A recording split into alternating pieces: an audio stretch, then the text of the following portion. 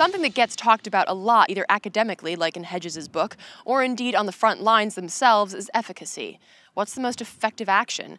When is the most effective time? How can we get the desired result of blah?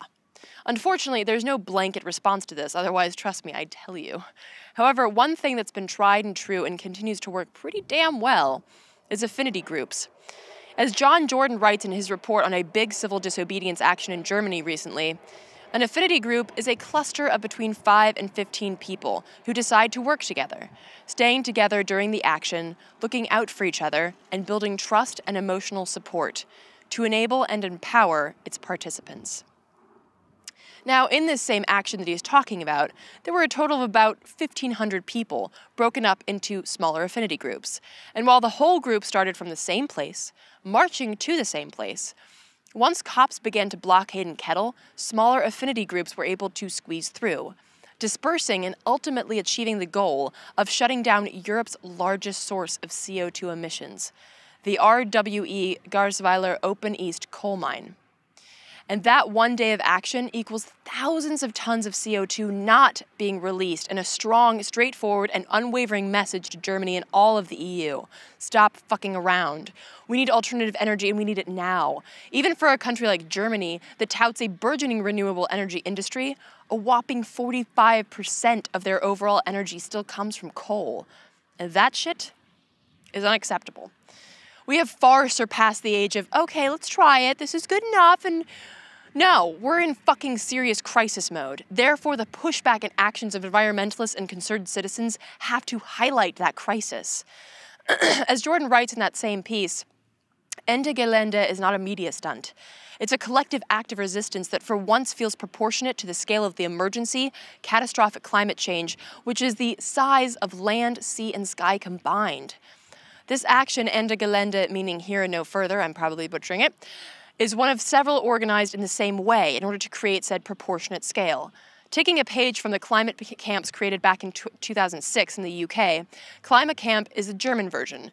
In effect, these are temporary alternative communities, erected close to the point of action and built sustainably to offer shelter, training, community, healthcare, and even childcare.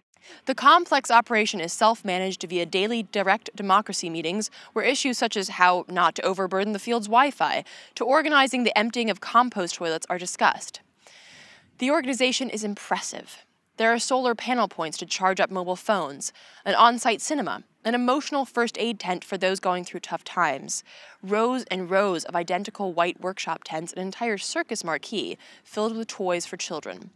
In the main circus tent, which holds several hundred people, we heard from speakers fighting against coal mines and nuclear power in India, oil extraction in the Amazon, First Nations communities resisting the toxic disaster of the Alberta tar sands, and eco-anarchists living in tree houses to stop the expansion of the Hambach lignite mines nearby.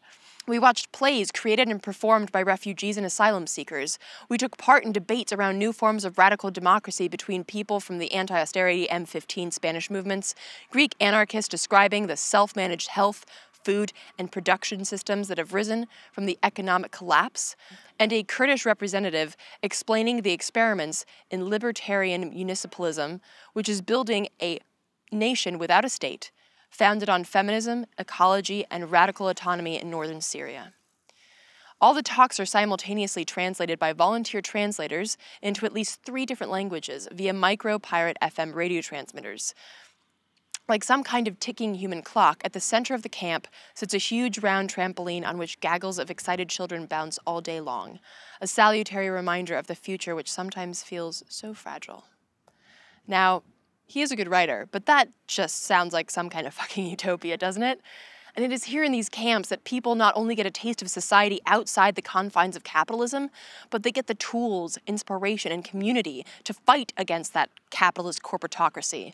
And what makes climate camps like this one even more powerful is that they rely on and thrive via alliances. 350.org joined forces, as did the original climate camp, plus the Degrowth Summer School. It's not just one organization saying, this is our idea, let's do it. It's people from all sorts of organizations, plus people who've never even been to an action before, coming together at this one camp to fight against planetary destruction. And that diversity is both powerful and necessary.